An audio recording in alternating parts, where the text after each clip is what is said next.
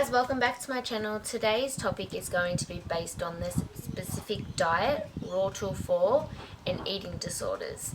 And a lot of people have asked me if they think they should be recovering on RAWTILL4 or any certain vegan diet like high carb or starch solution, whatever. And with recovering from an eating disorder and going on another sort of restrictive eating in a way, it's not healthy, and it didn't help me. So this is just me telling you guys from my personal experience. I was coming from a background of restriction. It was like my mind was just trying to find something else to become addicted to in a way. It started to set all these labels upon myself, these new things I've never heard of, and couldn't eat cooked food till 4, and you have to eat this amount, and no protein, no fat, and there was just so many certain rules and labels I put on myself.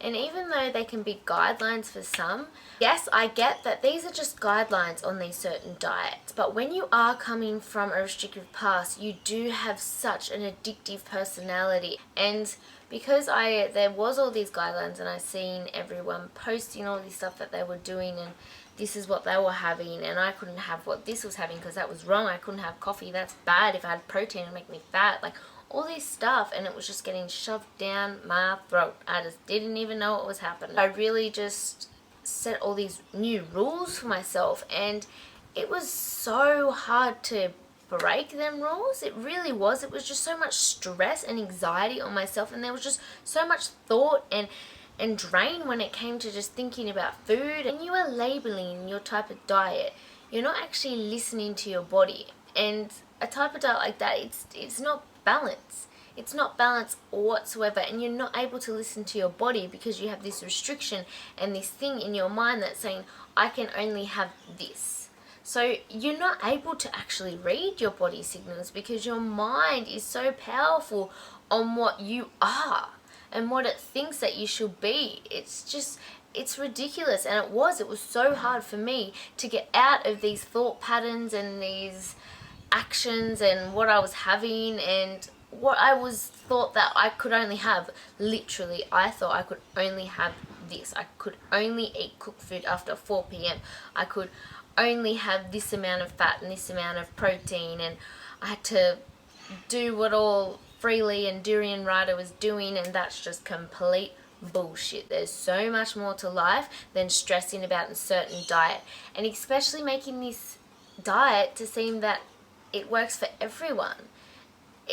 No, God no, everybody's different. With me, I have found that as soon as I have jumped off the RAWTILL4 wagon, I am so much more mentally free. So much more mentally free. I'm happier. I'm more calm. I can listen to my body and my energy levels and my growth, and everything like that has just expanded through the roof. And I'm not blaming RAWTILL4. I'm not saying RAWTILL4 is bad for everyone. No. But if it's the right thing to do for those who are recovering from an eating disorder, I personally do not think so. No. It seriously just puts so much more stress, and it hid my eating disorder. If anything, it just hid, and I was so unaware that it was still there because I was eating all this amazing food, but I still had so much restrictions in my mind. So much restrictions, and it just still had so much stress. And it wasn't until I kind of braked that pattern, and it was so hard at first. It was really hard for me to eat cooked food at lunch or have oats for breakfast or just have more fat and nuts and avocado and just stuff like that. Like, it was really hard for me at first.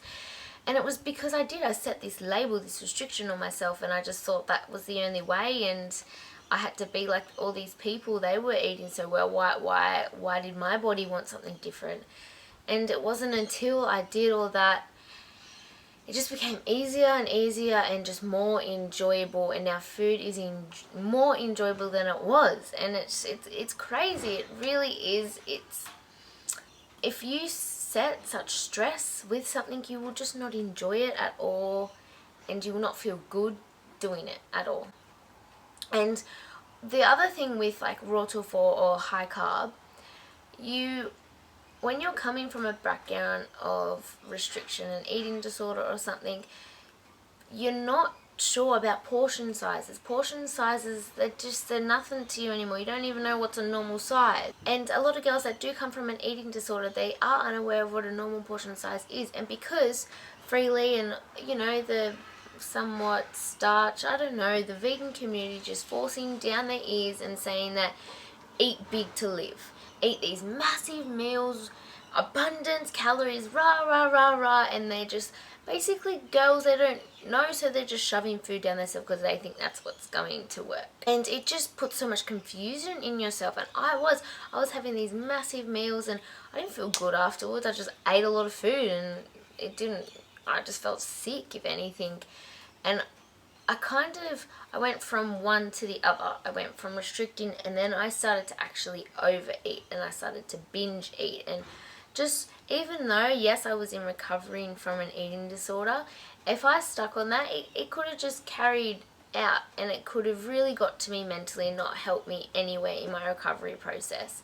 And it's doing that for a lot of girls. They are somewhat overeating. Yes, I do believe in eating whole foods in an abundance and, you know, no calorie restriction whatsoever. But when girls go on this diet, they actually eat more than what their body needs at that time, because that's what they think that you should be doing. And trust me, I know from experience, I know from friends, like, it's just, I didn't feel good doing so.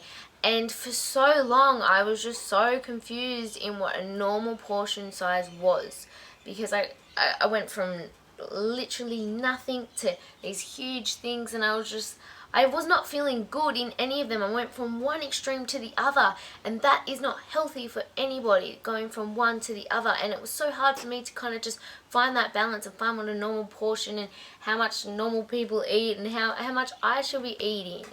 And it was just so much like confusion and stress where it didn't need to be. And what was also so hard is because I strongly believed in that diet. I really did. And the people that I would listen to, they were following it and they believed so much into it, and they said they were thriving, and good on them, good on them. But I was not thriving.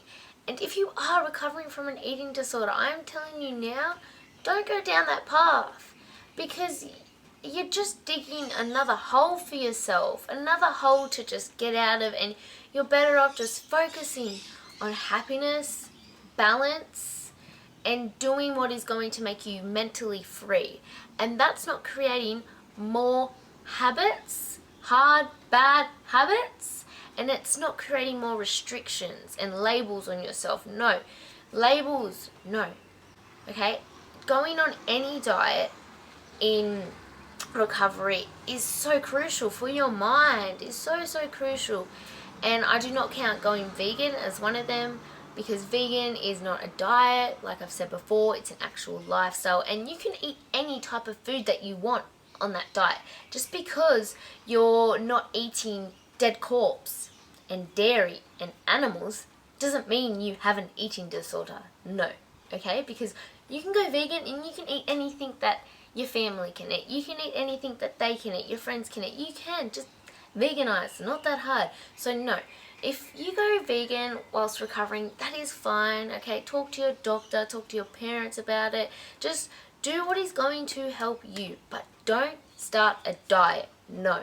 Do not start a diet, do not start a restriction, do not start a label, because if anything, it made my eating disorder worse. It made it so much worse, and you guys were on my journey with me, and you could watch me go like this, and it was just because I was not actually recovering mentally. I was just going for safe. I was just feeling good for that little bit spark, but it was still, I still had all that restrictions. I still had all them labels.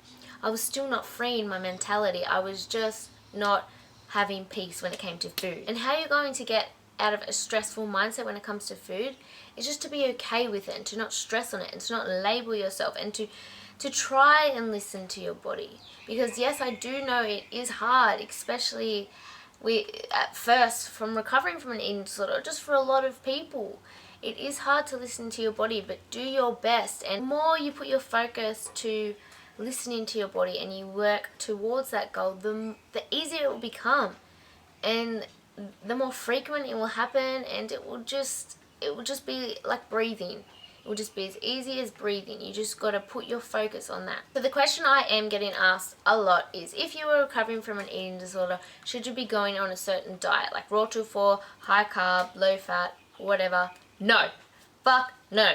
Do it if you want to get fucked up in the mind and set all these restrictions and set a longer path with yourself and just keep going down that hill. You can do that. If you really, really want to, you can do that. But my advice, don't do that.